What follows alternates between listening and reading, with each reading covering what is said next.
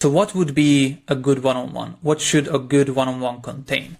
So it should definitely contain a personal check-in, right?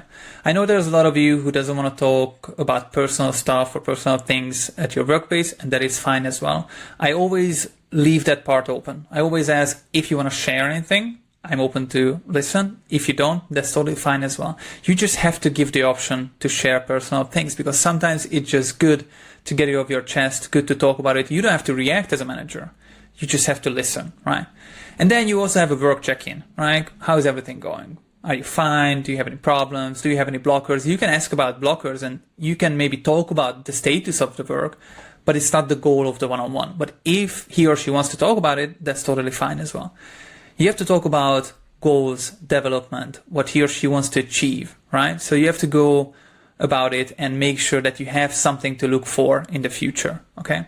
And I think two really important parts, and for me usually it's the closing part of the one-on-one, is feedback and clear action items, right? And the reason I have these little arrows here is that feedback and action items should be in both ways, okay? So it's not just I'm giving you feedback. It's actually, let's talk about feedback, right? So I'm giving you feedback, what I think about your work, about you, about your actions, or whatever it is, but you can also give me feedback, right? So you have the chance to talk about your problems and your situation, and then you can tell me what you would like me to do or change, or just give me feedback if it's something is good or bad, right?